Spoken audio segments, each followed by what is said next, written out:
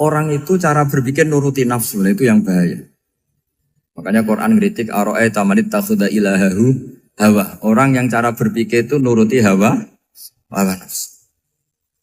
Kalau zaman Nabi, zaman sahabat, zaman ulama itu enggak seperti itu. Sehingga cara berpikir itu mudah. Makanya kata Nabi absyiru ya ma'syaral muslimin kata. Kamu harus senang ya ma'syaral muslimin. Allah sekarang buka pintu langit yang sebelumnya enggak pernah dibuka. Dan Allah yubahi bikum malaikata. Dan Allah membanggakan kamu kepada para malaikat. Kenapa? Umatnya Muhammad, umatnya Rasulullah Muhammad SAW, itu kalau sampean kepengen mati setiap saat itu baik, itu resepnya gampang kata Nabi. Addu faridotan wantadzoru ukhra. Jadi Allah memberitahu, ya Muhammad umatmu ini luar biasa. Jadi misalnya tadi kita sholat subuh, ditanya, Bahak kamu sekarang ngapain? Nunggu sholat duhur ya. Setelah sholat duhur ditanya lagi nunggu apa asar. Sehingga faman kanat hijratuhu ila Allah wa rasulih fa hijratuhu ila Allah. Jadi kalau ya sudah ini tak ijazahkan. Kalau setelah sholat subuh nunggu apa? Duhur. Setelah duhur nunggu. Sehingga ketika kita mati itu statusnya penunggu sholat. Tapi kamu kan enggak miskin. Kenapa? Penunggu kaya. Nah, itu enggak masuk surga itu. Penunggu kemapanan. Berarti kan menunggu sesuatu yang seleranya nafsu. Beda kalau penunggu sholat. Berarti kamu di dunia menunggu ritual ibadah. Maka di antara ijazahnya Nabi apa? Addu faridotan wantadzoru ukhra. Melakukan satu fardu. Kemudian kita menunggu tugas berikutnya. Jadi niati saja setelah subuh nunggu apa? Duhur. Setelah duhur, meskipun kita di perapatan. Apa? Nunggu asar ya. Tapi ya asar betul. Jangan nunggu tok pas asar. Enggak. Jadi sebetulnya umat ini gampang sekali. Jadi di antara kebanggaan Allah, yubahi itu Allah bangga dengan malaikatnya adalah umat ini adalah addu faridotan wantadzoru ukhra. Melakukan satu fardu, kemudian menunggu fardu yang lain. Dari mengkhidmati kampus, ingin mengkhidmati masyarakat. Dari satu masyarakat lokal Semarang menjadi sampai sekarang, sampai Banjarmasin, Unisula mau bikin kampus di sana, terus gitu. Dari satu tugas ke tugas yang lain. Makanya Islam diajarkan setelah satu tugas selesai, faida faruh tafan so. Jadi sehingga hidup kita itu dinamis. Dari satu kebaikan menunggu kebaikan lain, dari satu kebaikan menunggu. Sehingga hidup kita ngapain?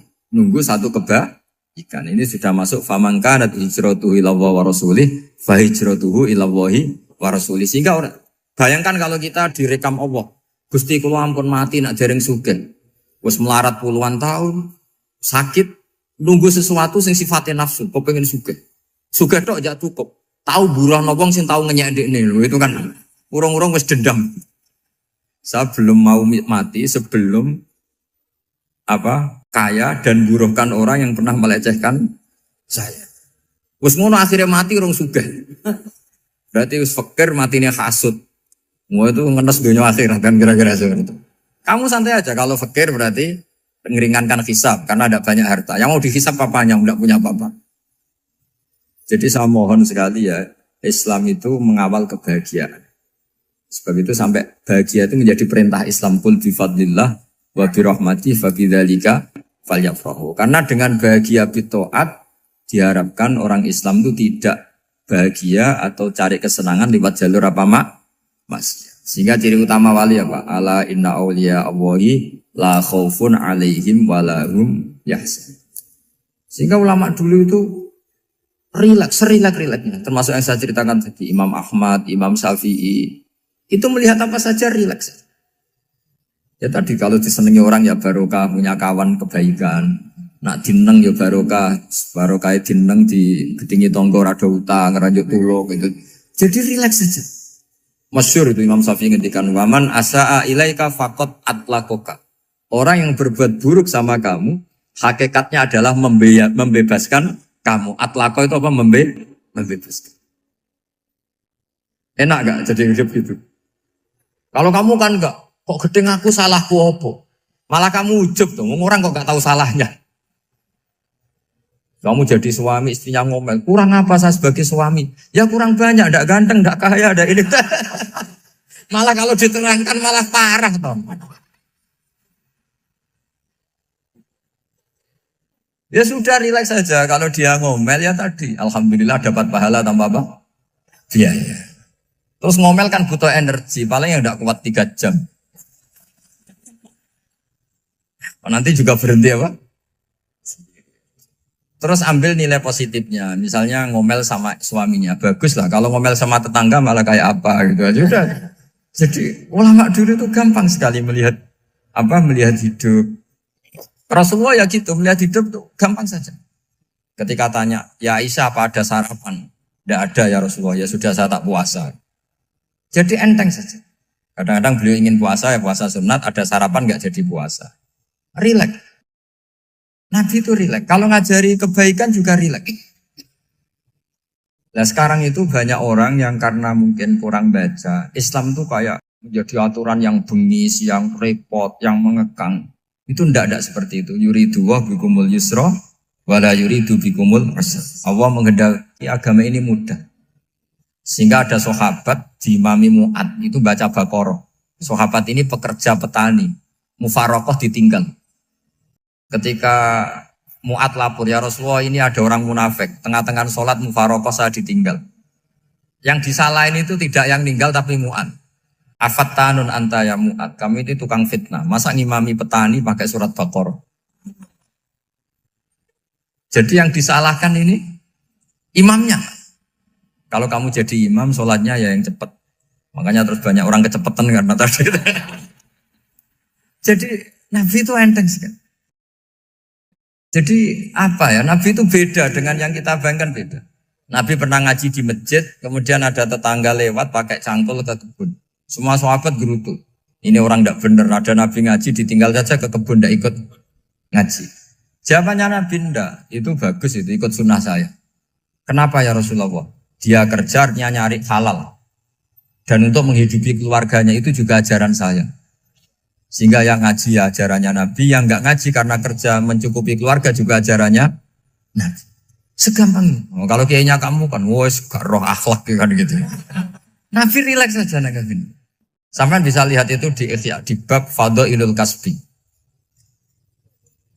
Makanya ini penting sekali supaya orang itu berpikir Islam atau mendakwahkan Islam itu berdasar sanad ya yang muttasil yang pernah dilakukan Rasulullah SAW. Sesuatu yang dilarang Allah itu pasti mador. Maka untuk melarang seseorang bergantung sama narkoba misalnya atau hal-hal yang bahaya pada fisik, itu satu tentu bagi ahlullah, tentu karena takut Allah. Tapi banyak masyarakat yang memang benar-benar bisa meninggalkan narkoba karena efek buruknya ganja. Bahwa itu mengakibatkan sakau, mengakibatkan tidak sadarkan diri, mengakibatkan kebangkrutan ekonomi macam-macam. Sehingga mereka benar-benar benci sama yang namanya narkoba. Jadi di antara manhajul Quran itu kalau mentakbih, memburuk-burukkan maksiat itu mesti dikritik innahu kana fahisyah. Innahu kana fahisyata wa makta wa sa'a sabila. Innahu kana fahisyata wa sa'a sabila. Diulang beberapa kali. Sehingga dibutuhkan kecakapan untuk menganggap satu hal yang buruk itu fahsyah, sesuatu yang enggak rasional, sesuatu yang tidak positif, sesuatu yang pasti berdampak negatif. Sehingga kalau misalnya tadi dibacakan oleh Qori, kuntum khaira ummatin ukhrijat linnasi ta'muruna bil ma'ruf wa tanhauna 'anil munkar. Untuk berhenti dari kemungkaran itu satu takbihun litil kal munkar atau litil kal munkarat, bahwa munkarat itu kita cap, kita stigmasi bahwa itu buruk sekali. Seperti Nabi mengajarkan pemuda tadi, masa kamu suka ibu kamu digitukin lelaki lain, putri kamu, bule kamu, bude kamu, sehingga orang ini pikirannya termindset betapa buruknya zina. Sama seperti kita sukses memindset betapa buruknya narkoba, betapa buruknya bahan-bahan terlarang. Begitu juga seterusnya terus pengkhianat dan sebagainya. Tapi problem manusia adalah dia itu akan mencari kebahagiaan atau kesenangan sesaat. Maka caranya gimana? Keinginan senang lewat maksiat ini dilawan dengan nyaman dengan taat. Saya ulang lagi, nyaman dengan taat. Sehingga ulama dulu punya kalimatul munajat, artinya kalimat hubungan pribadi sama Allah yang menjadikan orang itu nyaman. Dan ini yang diajarkan kitab-kitab tasawuf. Kitab tasawuf itu sukses mengajarkan melihat alam raya ini semuanya nyaman, termasuk yang mengecewakan. Itu dianggap nyaman. Saya berkali-kali mengajarkan ilmu ini karena ini musalsal ila Rasulillah SAW. Itu pernah suatu saat Imam Ahmad itu dipanggil sama tetangganya, anak muda. Tentu Imam Ahmad ini orang yang sangat soleh, sangat waroi, sangat tunduk sama perintahnya Allah dan Rasul. Pemuda tadi manggil, ya Ahmad, datang ke rumah saya. Imam Ahmad datang. Setelah sampai ke pemuda tadi, sudah pulang lagi, saya tidak butuh kamu. Pulang lagi. Setelah sampai rumah dipanggil lagi, ya Ahmad, datang lagi. Datang lagi. Oh, saya tidak jadi butuh, pulang lagi. Sampai 3 kali. Dan itu perangai ekspresi Imam Ahmad itu atau ulama lain yang sesoleh beliau itu nyaman, indah. Beliau tetap senyum-senyum nyaman. Beliau tidak tersinggung, tidak terprovokasi, tidak, ya pokoknya tidak tersinggung, kelihatan nyaman. Lama-lama pemuda ini terus tanya, ya Ahmad, kamu saya perlakukan seperti ini kok tidak tersinggung? Kamu senyum-senyum saja, happy-happy saja. Jawabnya Imam Ahmad itu unik. Wahai pemuda, saya kamu panggil itu senang sekali. Karena kata Nabi, kalau kamu iman dengan Allah dan Rasul, maka hormatilah tetangga. Jadi saya senang. Karena nuruti perintah Allah untuk menghormati tetangga. Jadi tidak ada urusannya dengan kamu. Kagetnya kayak apa? Jadi dipanggil tetangga ya senang karena melakukan perintahnya Allah dan Rasul, yaitu ikramul jar, fal yukrim jarum. Disuruh pulang, kamu ingin saya pulang, ya saya pulang. Disuruh datang, ya saya datang. Jadi saya tidak tersinggung, saya tidak ada urusan dengan kamu. Urusan saya dengan Allah Subhanahu wa Ta'ala. Itu kalau bapak-bapak istrinya ngomel terus sabar itu ya bagus. Saya tidak punya urusan. Kalau kamu terprovokasi oleh istri, berarti kamu didikte oleh makhluk. Masa seorang rektor didikte makhluk? Kan tidak keren. Apalagi seorang habib didikte makhluk, kan tidak keren. Yang bisa mendikte kita hanya Allah Subhanahu wa Ta'ala. Dan Allah mendikte kita, mengajarkan kita wa ashiruhunna bil ma'ruf fa in karihtuhunna fa asa an takrahu shay'an wa yaj'alallahu fi khairan katsira. Jadi cara melihat istri kita bawel gitu atau cerewet, alhamdulillah ini ada pahala tanpa modal, cukup sabar. Kalau istri kamu sedang mesra, malah mintanya ke mall, malah biayanya tinggi. Murah mana? Dapat pahala dimarahin sama saat mesra minta ke mall.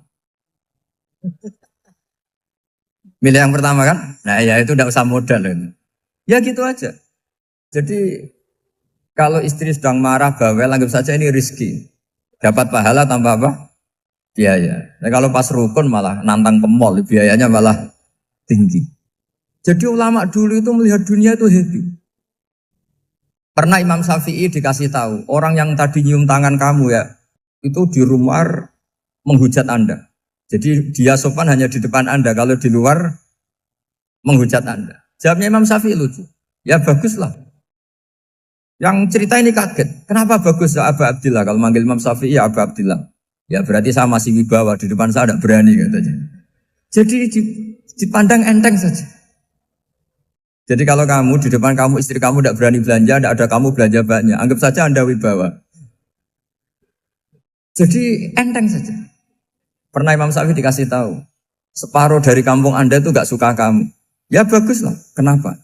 Oh nak rukun malah bakal utang katanya gitu. Kira-kira yang utang tuh yang rukun apa yang neng-nengan? Yang rukun. Jadi enteng saja. Masyhur itu makalahnya Imam Syafi'i. Waman asa'a ilaika faqad atlaqaka. Orang yang berbuat buruk sama kamu berarti membebaskan kamu. Kalau saya sedang nenengan sama Habib Hasan Toha Putra, beliau naik Alphard gak nawarin saya sah karena baru nenengan. Tapi kalau sedang rukun malah harus repot mana? Rukun sama ndak rukun? Repot rukun sebetulnya. Jadi Imam Syafi'i itu happy saja. Kalau sedang rukun sama tetangga ya dianggap rukun itu satu kenikmatan. Sedang tidak rukun ya dianggap satu kenikmatan. Jadi orang dulu itu serilek itu melihat dunia. Kalau kita kan enggak, ego. Wah saya ini suami kok dimarahin istri. Wah ini egonya bangkit. Padahal egonya bangkit itu ada kebodohan di situ. Yaitu seorang rektor didikte seorang istri, seorang makhluk. Apalagi kalau Anda daftar wali itu tidak akan jadi wali. Ini wali kok tunduk sama makhluk. Karena didikte apa? Makhluk. Maka Imam Ahmad ketika tetangganya bully gitu ya santai saja, beliau happy. Ketika pemuda tadi eskal janggal, kenapa kamu gak tersinggung ya Ahmad? Memangnya saya harus tersinggung gimana? Kan tak panggil tidak jadi, tak panggil tidak jadi. Hei pemuda, saya ini tidak punya urusan dengan kamu. Saya nuruti kamu karena perintahnya. Saya senang melakukan perintah Allah, harus berbaik sama kamu. Sampai 3 kali. Ajarkan Muhammad atau katakan Muhammad pada umatmu, sebaiknya atau seharusnya mereka hanya gembira dengan melihat fadlnya Allah dan rahmatnya Allah. Ini harus kita pahami mulai dari konstruksi yang paling pokok, yaitu akidah. 2 ahwal. Ahwal itu 1 perilaku sosial. 3 mutammimat, sesuatu yang tidak pokok, tapi kita butuhkan dalam mengawal hidup ini. Saya beri contoh, itu sampai maksiat, itu karena cari kesenangan. Misalnya baru penat itu, ingin seneng, ada orang yang macam-macam lah, ingin melihat maksiat, apa itu pornografi, apa nyabu, apa macam-macam. Itu sebetulnya agama punya konsep yang luar biasa, yaitu seharusnya seseorang itu gembira. Gembira dengan ketaatan. Lalu pertanyaannya caranya gembira gimana? Gembira itu mudah. Jadi misalnya kamu sujud sama Allah Subhanahu wa taala. Terus cara berpikir begini. Ini sekaligus ijazah. Cara berpikir begini. Ya Allah, ini kata Sayyidina Ali, kafani izzan an akuna laka abdan wa kafani fakhron an takuna li rabban. Ya Allah, betapa sialnya saya andaikan saya jadi budak dari makhluk yang sama. Misalnya sampean itu seorang kiai atau rektor atau doktor atau orang terpelajar, kemudian kamu jadi budak atau hamba dari makhluk yang setara. Betapa hinanya saya. Maka kata Sayyidina Ali, ya Allah saya ini cukup bahagia, cukup bangga karena jadi budak, jadi hamba dari zat yang super atau yang maha super. Jadi kok Allah Subhanahu wa ta'ala. Sehingga ada kebahagiaan yang luar biasa karena menjadi hambanya Allah Subhanahu wa ta'ala. Setelah bangga dengan jadi hambanya Allah, maka kita akan malu. Malu misalnya kok saya bahagia itu nunggu melihat pornografi, melihat maksiat. Itu terus menjadi malu. Kenapa saya bisa didikte oleh hal-hal seremeh itu? Ya, kita malu karena didikte oleh hal-hal yang seremeh itu. Karena kita didikte oleh nafsu. Jadi izzatun nafsi, satu harga diri seseorang itu harus dihidupkan untuk hanya tunduk kepada Allah Subhanahu wa ta'ala. Sehingga Nabi itu melatih satu logika tarkul ma'asi. Nabi itu dulu ketika ada seorang pemuda yang ya karena mungkin pemuda ya, dia itu mau masuk Islam, tapi uniknya kata pemuda tadi, saya masuk Islam tapi asal dibolehkan bebas zina. Jadi ini agak sableng gitu. Jadi mau masuk Islam syaratnya dibolehkan apa? Zina atau free sex gitu. Karena orangnya agak hiper. Itu Nabi tidak langsung mengancam dengan neraka enggak. Ketika mau pamit gitu semua sahabat melarang. Mah itu jangan, kamu jangan suan Nabi, itu permintaan yang enggak masuk akal. Setelah lama ditahan terjadi kegaduhan di masjid, Nabi dengar itu ada apa itu? Itu ada pemuda yang mau masuk Islam tapi yasta'dzinuhu fi zina, tapi mereka minta izin Nabi untuk tetap boleh zina. Kata Nabi, pemuda itu suruh masuk, suruh menghadap saya. Ketika menghadap Nabi, saya ulang lagi ketika menghadap Nabi, Nabi mengajarinya itu luar biasa. Nabi tidak langsung mengancam dengan neraka atau dengan azab tunda, tapi kata Nabi, Atau hibbuhu li ummik. Kamu suka kalau ibu kamu itu jadi demenannya orang banyak. Wondak ya Nabi, yang demen ibu saya tak bacok kan. Karena ini ya agak preman, di mana-mana orang nakal agak preman. Terus atau hibbuhu li bintik. Kamu suka kalau putri kamu ya digitukan orang-orang. Wah ya enggak Nabi, yang gitukan putri saya tak bacok. Atau hibbuhu li kholatik. Kamu suka kalau bule kamu digitukan.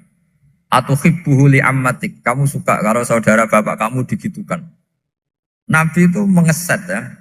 Cara sekarang itu cuci otak mungkin. Nabi itu meluruskan otaknya anak muda itu. Betapa buruknya zina. Cara bahasa Arab ditakbih. Betapa buruknya zina. Kamu suka kalau korbannya ibu kamu, putri kamu, bude kamu, bule kamu. Sehingga orang itu matur ya hasbuka ya Rasulullah, ini sudah cukup. Saya tidak pernah melihat sesuatu seburuk zina. Jadi fa'al qawwa fi qalbihi bughdha zina. Kemudian Allah meletakkan di hatinya, menanamkan benci zina. Sehingga akhirnya pemuda tadi menjadi iffah, menjadi menghindari zina.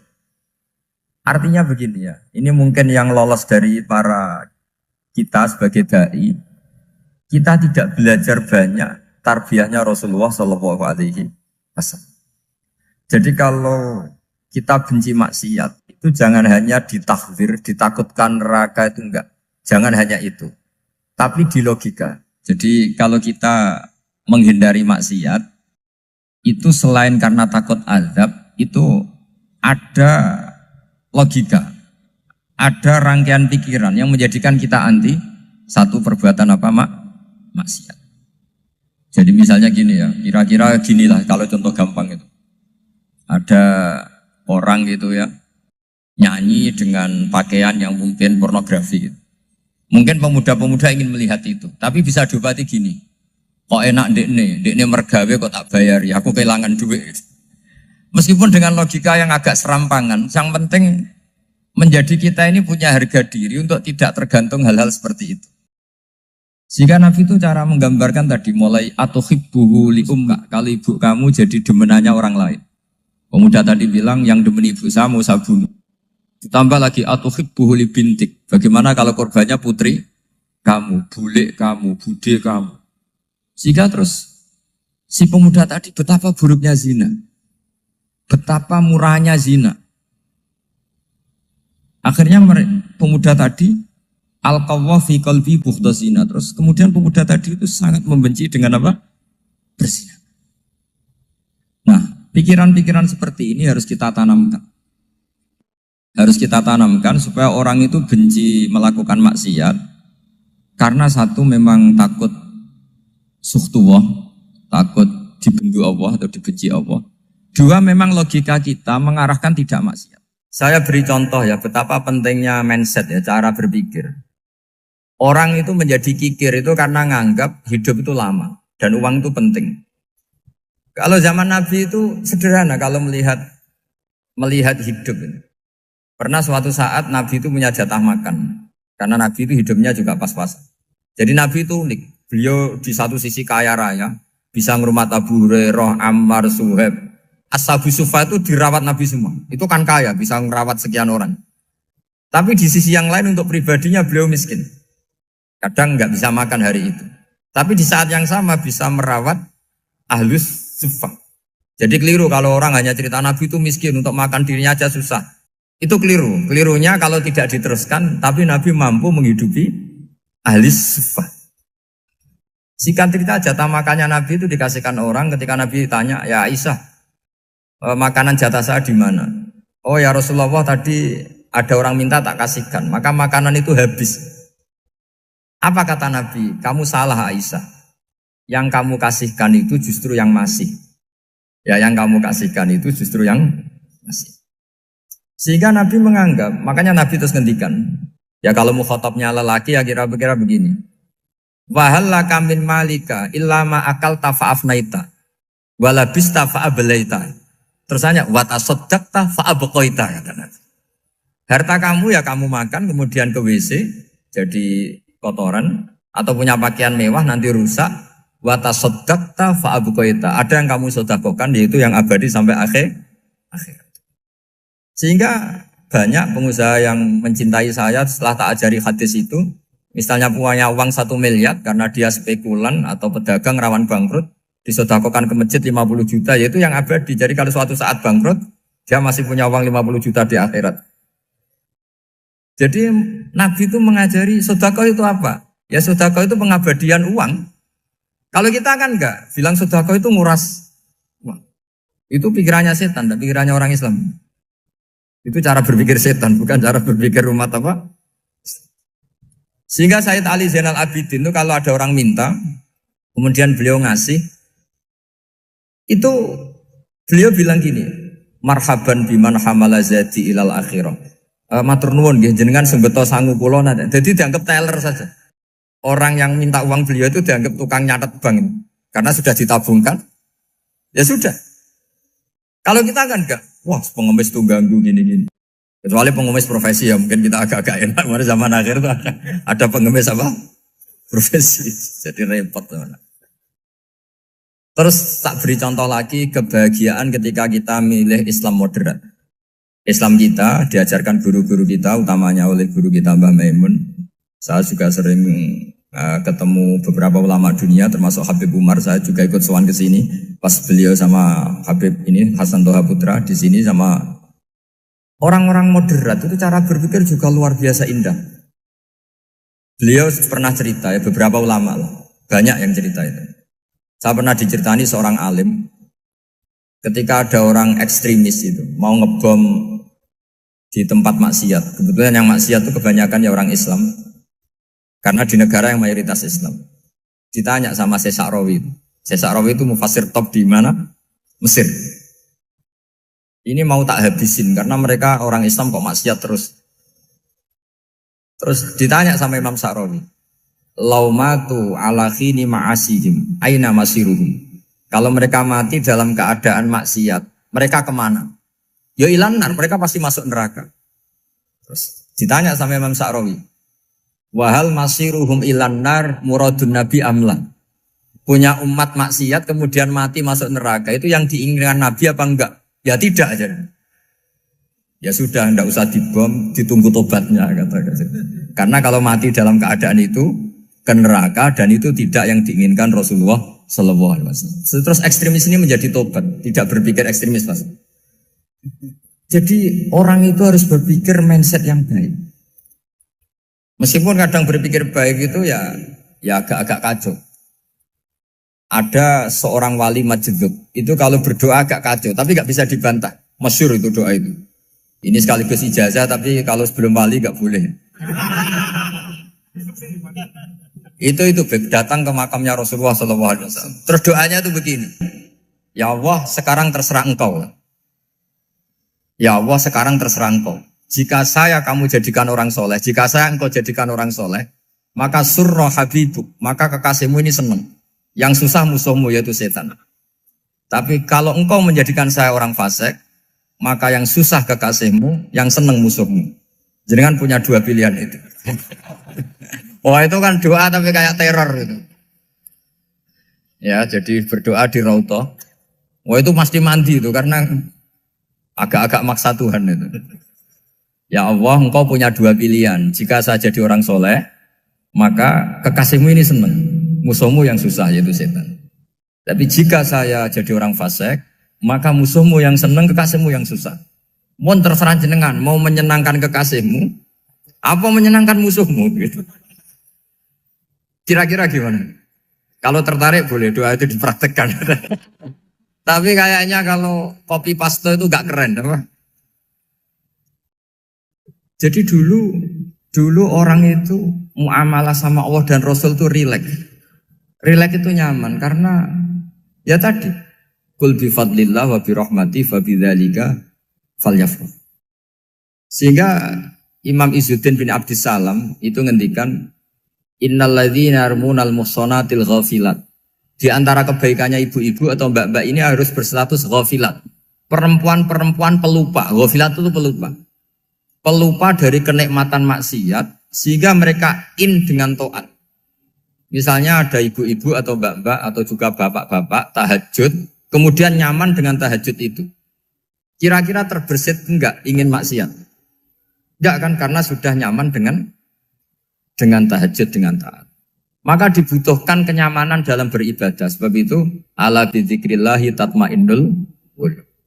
Makanya saya termasuk kiai yang setiap ngaji itu happy, seneng. Karena ini untuk kampanye, seneng dengan ngaji, dengan taat itu sudah luar biasa. Kayak apa kalau mereka senengnya kalau nunggu melakukan maksiat.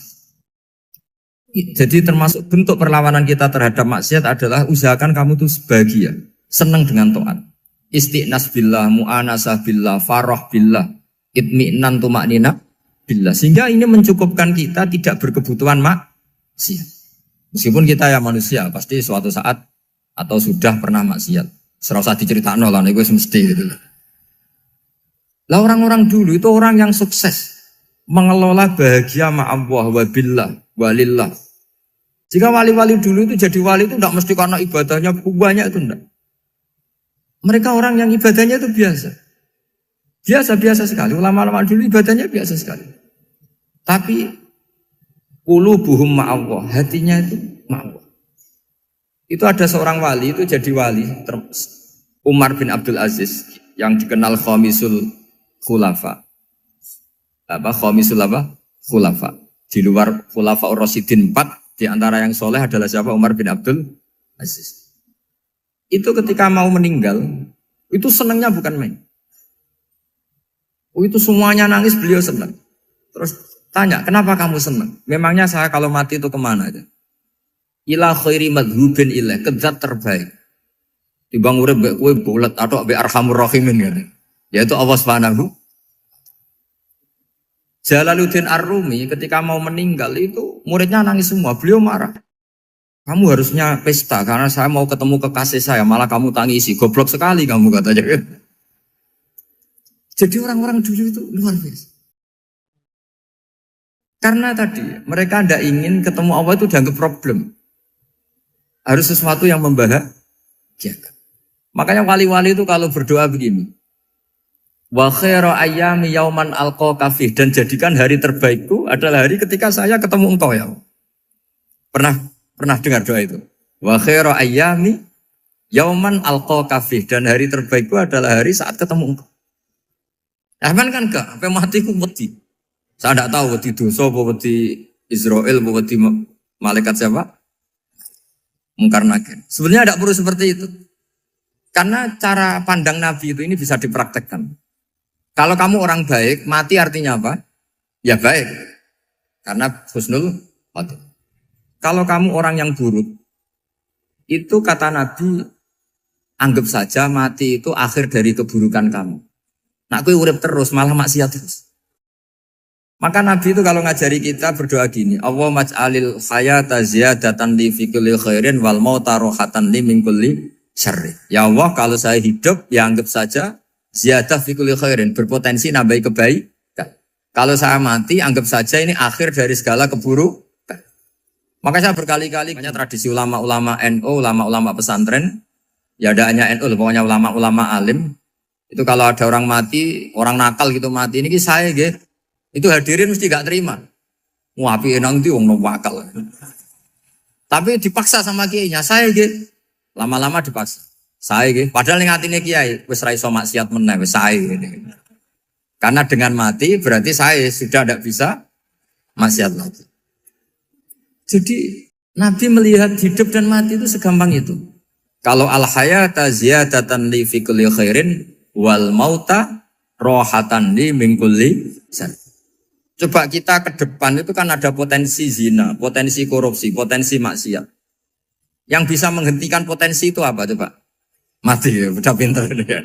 Sudah maju berarti. Berani mati? Berani. Tapi jangan di sini ngel-ngelo panitia. Artinya yang selama ini kita risau dengan kematian, dengan apa? Nabi ngajari kita tadi. Allah mas'alil hayata ziyadatan li fi kulli khairin wal mauta rohatan li min kulli syarr. Ya Allah, jadikan hidup ini sebagai bekal menambah kebaikan, dan suatu saat kalau saya mati, semoga itu akhir dari segala keburukan. Jadi artinya Nabi itu ngajari kita itu positif terus. Sama seperti ulamanya tadi. Nak lagi rukun mbek tonggo ya sanggep ae kanca keapian. Nak nenengan ben ra utang ngoten. Dadi pokoknya penak terus itu. Nak bojo lagi ngamuk alhamdulillah gak ngajak blonjo. Nak pas rukun ya alhamdulillah kok lagi rukun. Jadi gampang semua. Makanya ada seorang alim itu ngendikan begini, ada yang tanya. Saya tuh dulu ketika kaya, teman saya sering main ke saya. Setelah saya miskin gak ada teman-teman yang ke saya. Dikira si Habib ini kebetulan orangnya Habib itu mendukung keluhan dia. Ternyata enggak. Si orang alim itu bilang gini, malah bagus toh gitu. Kowe wis melarat buruhe wong. Ya sudah kamu miskin buruhnya orang lain. Misalnya tukang manol di pasar atau tukang becak. Kemudian teman-teman kamu datang, malah kamu malu tuh jadi tontonan. Bagus kalau mereka lupa, pas kamu miskin tidak ada yang lihat katanya.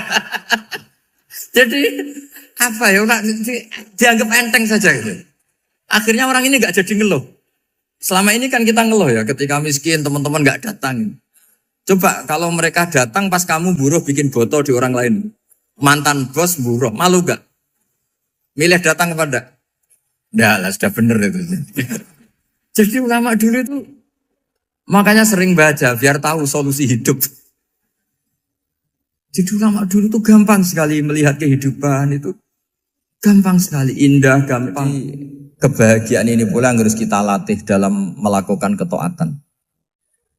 Tapi memang obsesi saya terbesar atau cita-cita saya terbesar memang setiap ngaji saya ingin orang mukmin semuanya itu bahagia. Dengan bahagia itu mereka tidak neko-neko ingin mencari kebahagiaan lewat jalur apa maksiat. Sehingga dalam konstitusi ulama yang ditulis di kitab-kitab usul fikih, dan itu kitab yang saya kaji, selalu saya kaji, itu membela-bela sesuatu yang mubah itu sampai luar biasa. Karena melihat mubah itu misalnya Anda tidur itu berstatus mubah, Anda bermain catur berstatus mubah, Anda rileks sama teman jagongan semalam dengan teman rektor atau dosen atau yayasan itu melihatnya bukan mubah tapi tarkul maksiyah. Misalnya saya semalaman asik musyawarah itu jagongan malam sama Habib Toha Al-Munawwar. Itu awang ngitungnya bukan, wah ini jagongan ngalor ngidul tidak penting tuh enggak. Malam itu bahak tidak ke dugem, tidak ke tempat maksiat. Sehingga ada ulama yang mengatakan mubah itu enggak ada. Saya ulang lagi, mubah itu enggak ada. Kan umumnya ulama bagikan wajib, ya kan, haram gitu. Terus diantaranya mubah, sunat, makruh. Ada ulama yang mengatakan mubah itu enggak ada. Kenapa? Logikanya begini, itsma min mubahin illa wa yatahaqqaqu bihi tarku haramimma. Karena tidak ada mubah yang Anda lakukan kecuali saat itu pasti ditinggalkannya sebuah keharaman. Misalnya Anda sedang jagungan sama istri di luar, di rumah, asik di rumah semalaman. Mungkin bahas hal-hal yang ringan. Mungkin melihat sinetron atau apa yang ringan. Tapi di situ terjadi Anda meninggalkan ke tempat-tempat maksiat. Sekarang ninggal maksiat itu wajib apa mubah? Wajib. Padahal Anda sedang melakukanmu. Nah itu dicatat oleh Allah itu tarkul haram, meninggalkan keharam. Jika masyhur dalam cerita wali-wali itu, Abu Yazid yang seperti itu ibadahnya pernah tanya, ya Allah lalu yang makomnya orang seperti saya siapa? Karena beliau semalaman ibadah terus. Sama Allah dijawab, ya yang tidur di pinggir kamu itu. Abu Yazid, loh kok bisa ya Allah? Dia kan tidur terus. Ya kan dia tidur berarti meninggalkan keharaman. Ngomong sing potongan tukang maksiat itu apik turu apik melek kira-kira. Apik turu. Timbang sama nak melek pola wis turu ae kira-kira gitu. Jadi enggak usah dipaksa tahajud, dipaksa qiyamul lail itu. Iya kalau qiyamul lail. Kalau dapat informasi, ke sini ikut saya terus katut kan repot. Jadi perlawanan terhadap maksiat itu sebetulnya gampang dalam Islam karena tadi nggak ada sesuatu yang mubah kecuali saat dilakukan berakibat meninggalkan keharaman. Mudah sekali. Jika banyak orang jadi wali itu karena melakukan mubah. Itu ada orang jadi wali itu karena sering makan. Ya makan-makan biasa itu. Karena ketika makan, ya Allah, betapa doifnya saya. Katanya saya presiden, katanya saya rektor, saya kiai. Ternyata kalau nggak makan tuh lemes. Apa hebatnya makhluk yang bergantung makhluk yang lain, yaitu makanan. Nah karena seperti itu terus dia al-laja'illallah, terus dia sungkeman ning Allah. Betapa lemahnya saya. Sebab itu ketika Quran mengkritik dan dengan tanda kutip kemungkinan Tuhannya Isa bin Maryam, itu ngeritiknya sederhana Quran itu. Mal masih ibnu Maryam illa rasul qad khalas min qablihir rusul wa ummuhu siddiqah kana yaqulanit ta'am. Isa itu tidak Tuhan, wong dia makan. Kamu kebayang enggak misalnya punya Tuhan, wah tadi Tuhan mampir ke rumah saya, dia lemes. Setelah tak kasih makan sehat lagi gitu. Itu kan enggak kebayang. Tapi Tuhan marung di rumah saya, lemes tak gratisin, kayaknya enggak punya uang gitu. Setelah makan wah gairah lagi. Kebayang enggak punya Tuhan seperti itu. Sehingga Quran kalau gojlok sederhana, karena yakulanit to'am. Sehingga wali-wali itu kalau makan itu sadar lemahnya dirinya, betapa dirinya tergantung makanan. Sesuatu yang tergantung itu artinya tidak hebat, tidak Tuhan. Jadi untuk menjadi wali, untuk menjadi dapat ridhonya Allah itu sebenarnya sederhana. Termasuk ada cara jadi wali yang agak kacau, tapi ini ya benar, asal niatnya benar. Misalnya Unisula besar, ya kurang besar lagi. Kita sudah punya uang, kurang banyak uang lagi. Itu Nabi Ayub, itu kan seorang nabi. Pernah diuji Allah, ini ada di Sahih Bukhari. Nanti kamu tanya, hadisnya Sahih enggak? Ini ada di Sahih Bukhari. Kadang orang kota itu aneh. Enggak ahli hadis tapi tanya, Sahih enggak? Padahal andekan dibodoni Sahih, ya ngandel saja. Jadi kadang ya aneh. Oh enggak tahu kok tanya.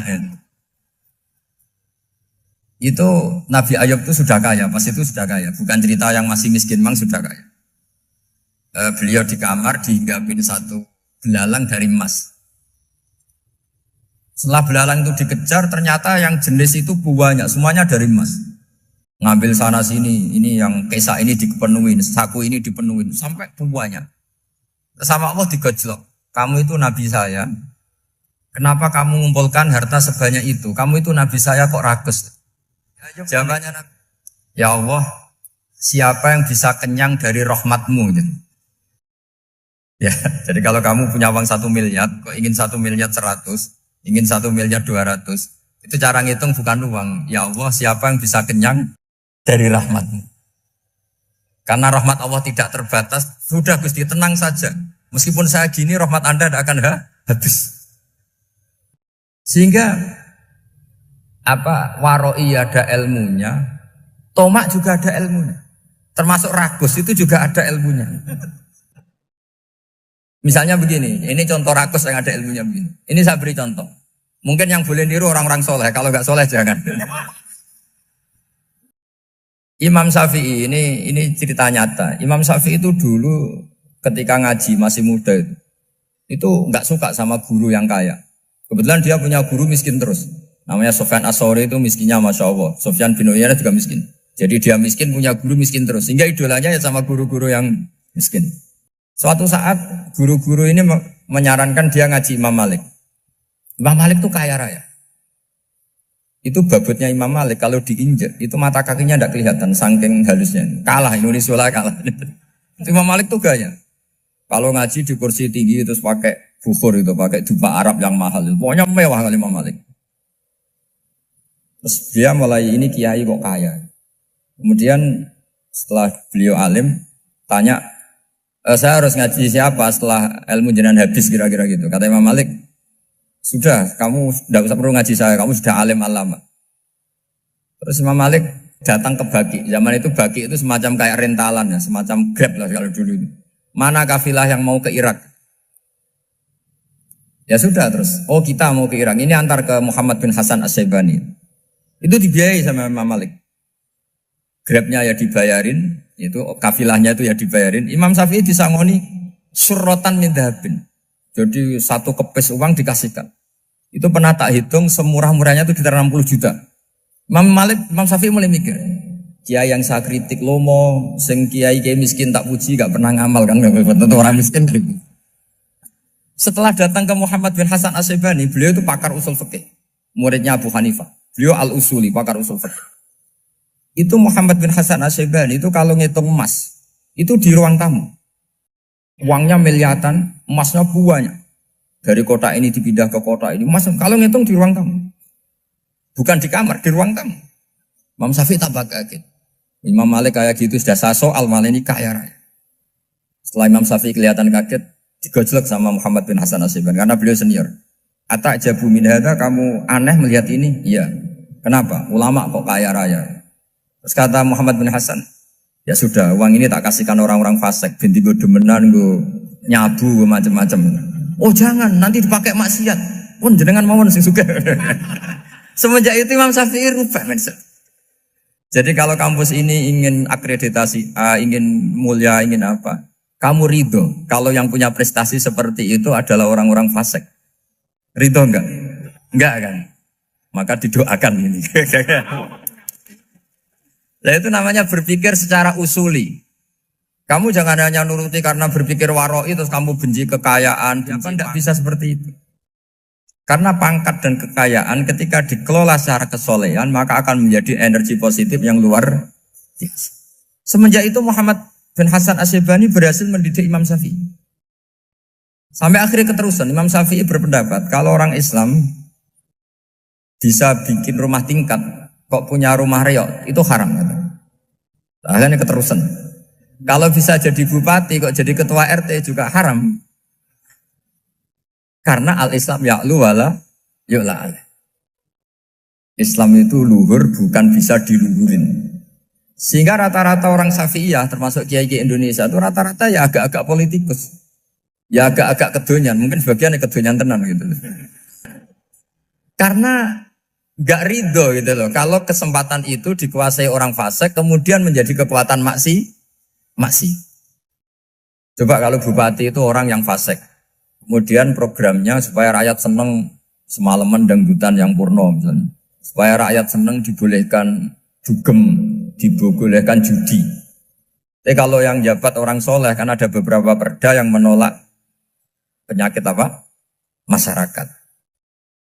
Jadi kamu jangan melihat bahwa kepangkatan ini hanya sebagai alat korupsi, alat otoriter, enggak. Asal kena orang soleh, maka ini menjadi energi kesolehan atau energi positif. Sebab itu ketika Allah muji para nabi yang soleh, diantaranya disifati apa? Faqad ataina ala Ibrahim al-kitab wal hikmata, terus ayat wa atainahum mulkan azim. Dan Nabi Ibrahim dan keluarganya tak kasih kerajaan yang besar. Nah sekarang masih banyak orang yang cara pandang ngapain bikin unisula yang megah, ngapain berambisi punya akreditasi A dan sebagainya. Menyoal seperti itu salah secara usul fikih. Karena secara usul fikih kesempatan yang baik tentu harus diperjuangkan oleh orang-orang yang soleh. Karena ini supaya jadi otoritas yang positif. Itu dulu ada latihannya. Jadi orang dulu itu gampang sekali ketika milih miskin ditanya, kenapa miskin? Saya ingin hisab saya ringan. Tapi ketika mereka kaya, yang soleh, supaya harta ini tidak dipakai orang yang nanti dipakai maksiat. Kita misalnya orang soleh mau pangkat, karena kita ada ridho, kepangkatan itu dipegang orang maksiat, kemudian menjadi energi maksiat. Begitu juga seterusnya. Maka ulama dulu itu rileks. Sampai Nawawi Al-Bantani itu nanti bisa dicek di tafsir. Qul hal yastawil ladzina ya'lamuna wal ladzina la ya'lamun. Beliau muji-muji ulama. Kemudian ada seorang yang agak hasut mungkin. Tanya begini. Hebatnya ulama itu begini-begini. Terus ditanya, tapi kenapa kita sering melihat ulama ngantri proposal di rumahnya bupati kan? Sementara bupati nggak pernah datang ke ulama ngaji ihya. Jawabannya Imam Nawawi itu unik. Ya karena ulama itu tahu gunanya uang, sehingga nyari uang untuk pondok, untuk masjid. Sementara bupatinya tidak tahu gunanya ilmu, maka tidak pernah ngaji. Jadi ya ringan saja.